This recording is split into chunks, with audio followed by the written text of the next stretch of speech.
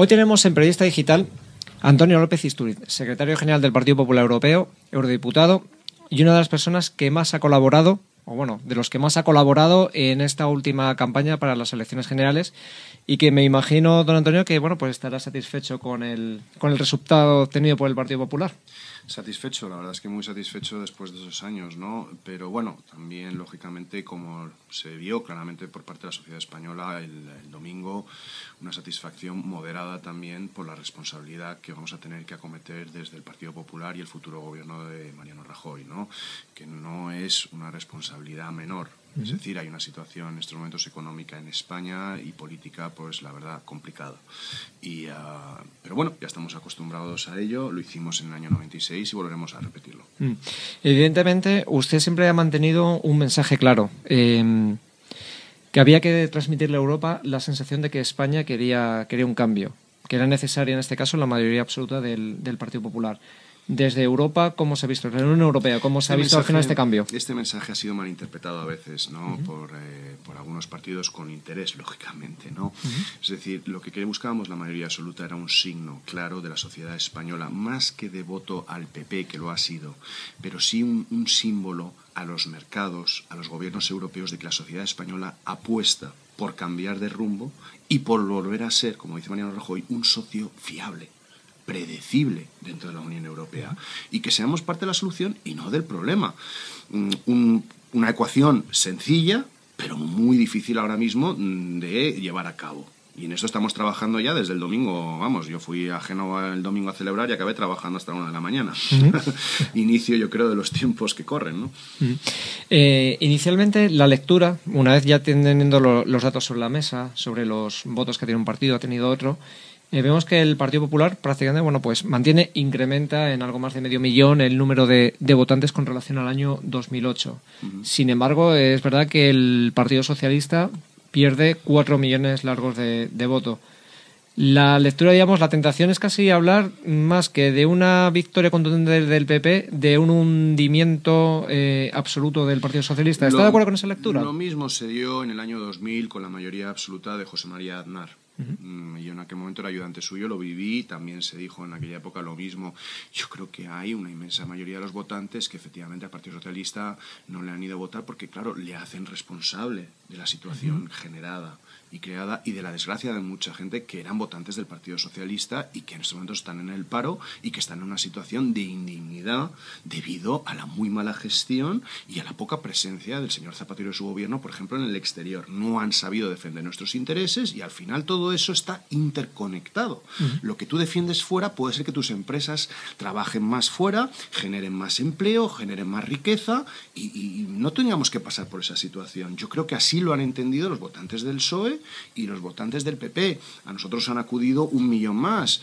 Ya irán acudiendo más, porque estoy convencido que en las futuras contiendas electorales Mariano Rajoy va a dejar una muy buena sensación de intentar arreglar las cosas, lo va a conseguir. Como dijo él el lunes y el domingo, no hay milagros, esto es un proceso que va a ser largo, pero firme y constructivo. Y mi opinión personal y mi vivencia personal, a raíz de las llamadas de numerosos líderes europeos a Mariano Rajoy en la noche del domingo y el lunes por la mañana, mi sensación es que los gobiernos europeos apuestan perfectamente por esta línea, que para ellos no es nueva. A lo largo de estos meses y años anteriores han ido conociendo a Mariano Rajoy en distintas cumbres, por ejemplo, del Partido Popular Europeo, y saben perfectamente de la credibilidad y de la predecibilidad de Mariano, que eso en las negociaciones europeas es tremendamente importante. No les gustan las fantasías. Esto que a lo mejor aquí nos han vendido, ¿no? Como por ejemplo en el año 2008, no hay crisis. Es mentira, cuando todos los países europeos la estaban viviendo y aquí nos mintieron en esas elecciones descaradamente. En aquella época, más una persona que se supone de una preparación, como Pedro Solbes, que había sido comisario europeo, que tenía primera información como la tenía yo de lo que estaba sucediendo. Hombre, ahí se mintió. Se negó la realidad de la crisis en aquel famoso debate con Pizarro, ¿no? Es decir, todas estas cuestiones en Europa, en las discusiones, no gustan. Es decir, gustan las realidades y gusta el pragmatismo. Y yo creo que Mariano ofrece mucho de eso. Y eso es una garantía para el pueblo español, de que esta vez sí va a estar bien representado en ese circuito europeo. Precisamente decían que hay cuestiones que ya nacen mal desde el inicio y pueden ponerse peor. En este caso hablamos de Zapatero y su famoso anuncio del adelanto electoral, 20 de noviembre. Prácticamente vamos a tener un mes, este mes, prácticamente de traspaso de poderes, pero en el que no hay, digamos, una cabeza visible. El día 9, España, yo creo que se jugó algo bastante importante en la Unión Europea. Hay una cumbre del más alto nivel, a la cual va a acudir todavía, increíblemente, va a acudir Rodríguez Zapatero como presidente saliente. ¿Qué papel va a tener? O si es que directamente Europa no va a hacer caso, o Europa, digamos, va a ser condescendiente, sabiendo que Zapatero es ya un punto y final y tiene que venir Mariano Rajoy a... Yo creo que demuestra esta transición que va a suceder ahora. Nosotros nos vamos a tener a los términos legales, intentando reducir en los mínimos. Lógicamente porque hay una necesidad y la sociedad española así lo está pidiendo, los medios de comunicación y también desde fuera. Pero Mariano Rajoy y el Partido Popular van a respetar los términos legales, lógicamente, que se produzcan. Y si no, ya conocen ustedes algunos. Si nosotros nos saltásemos los términos, hablarían de golpe de Estado, ya tendrían tema, ¿no? Es decir, cuidado con eso. Lo que todos creemos que es necesario, luego lo convierten, desgraciadamente, en un ataque político a otros. Con lo cual es normal que se cumplan los plazos. Lo que sí da lugar es luego una reflexión. En momentos de urgencia, este sistema de transición tan largo ¿es necesario o no? Es necesario, por ejemplo, si se producen pactos. Si hay que producir pactos con otras formaciones políticas, pues se entiende que haya un periodo de negociación. Pero cuando hay una mayoría absoluta, a lo mejor lo prioritario es que el gobierno empiece a actuar inmediatamente. Esto es, por ejemplo, una reflexión que podemos sacar de esto para futuros debates, ¿no?, en el Congreso, para sacar a lo mejor algunos cambios, ¿no? Se habla mucho de las futuras reformas de la Constitución. Pues podrían haber algunos puntos, o de la ley electoral. Podría haber aquí algunos puntos de reflexión. Yo creo que es importante, ¿no? Sí, porque estamos hablando ahora mismo, en el caso de Zapatero, de esta reunión. Yo me imagino que ustedes... Perdón, algunos pedimos... Sí. Antes de verano, mayor adelanto electoral. Fuimos acusados de electoralistas, de que queríamos llegar al poder cuanto antes. Es decir, ahora se demuestra que no era esa la razón. Ahora todo el mundo le entra a prisas, como nos entraba a algunos antes de verano, diciendo mayor señal a los mercados tal y cual es cuanto antes se cambie. Porque hemos estado en varios momentos a punto de que nos nombrasen un gobierno técnico en España. Y que hemos estado... Que ha ocurrido, por ejemplo, en Grecia, ha ocurrido en Italia, y España podría haber ocurrido perfectamente. Se ha jugado con fuego. Al final lo adelantó el 20 de noviembre. También el tema de la fecha, pues lógicamente podía dar lugar también a la discusión. Tenía muchos días del año para elegir, o eligió el 20 de noviembre. No sé cuál era la táctica que se escondía detrás de ello. De todas maneras, a nadie le importó. No ha tenido ninguna significación y ha sido al revés. Yo creo que pues muy bonito que el 20 de noviembre sea una época de la que la sociedad española ha dejado clara democráticamente su opinión y punto. Yo de todas formas que me imagino que en esta reunión del 9 de diciembre ustedes, dentro de las posibilidades que tienen, estarán pendientes de lo que pueda todavía decir o intentar hacer o alguna concesión que todavía pudiera hacer la España de Zapatero.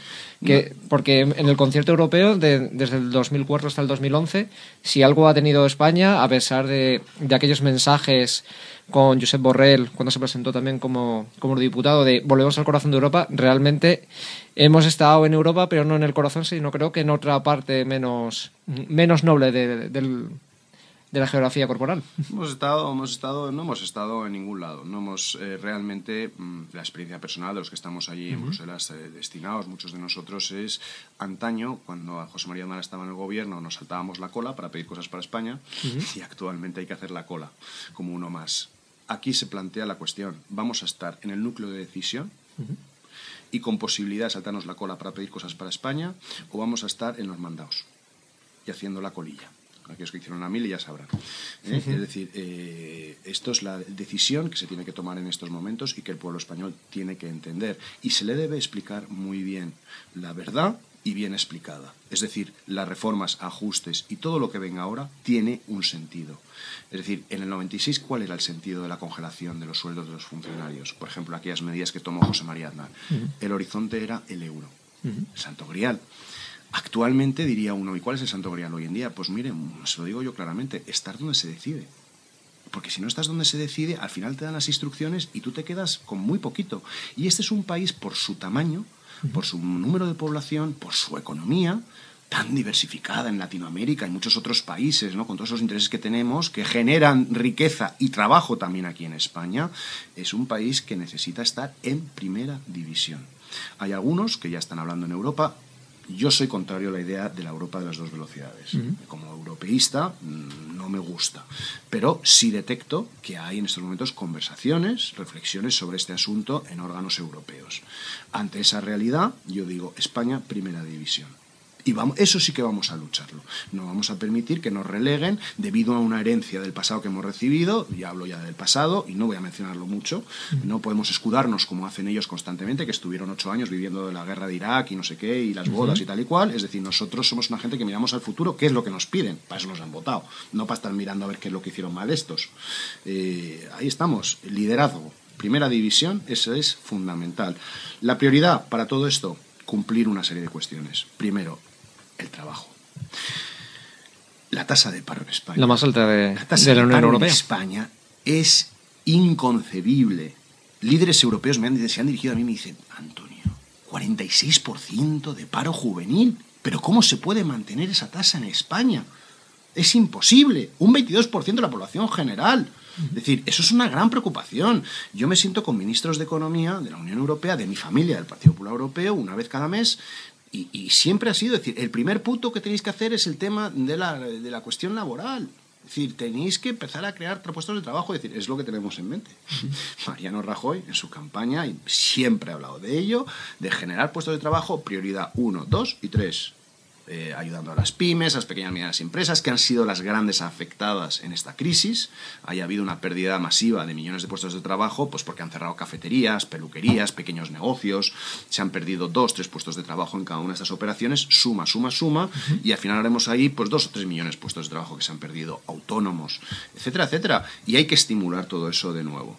Es una labor difícil, lo sabemos, pero que se puede hacer perfectamente, y ese es el mensaje también que hay que transmitir a la sociedad española. Todos somos conscientes de lo difícil del momento, pero hay partido, se puede jugar y podemos estar perfectamente en el núcleo decisorio de la Unión Europea con todo el orgullo, como ya lo estuvimos durante la etapa José María Aznar.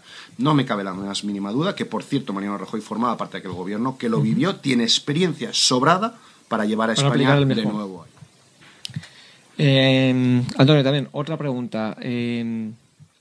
¿Cómo nos están viendo, por ejemplo, desde Europa esta especie de esquizofrenia que tenemos en España, donde tenemos un gobierno con sus ministerios, su televisión y luego 17 comunidades autónomas, que muchas de ellas funcionan como grandes pequeños gobiernos? Tenemos el caso de Cataluña, con embajadas, otras autonomías, esas oficinas, digamos, entre comillas, diplomáticas que tienen, unas televisiones autonómicas que cuestan un riñón y parte del otro. Eso desde Europa, ¿qué le dicen a España? Por ejemplo, ¿qué les dicen a ustedes? Mira, en Europa el mensaje es mucho más sencillo de lo que la gente cree, y los controles que hay, los mecanismos.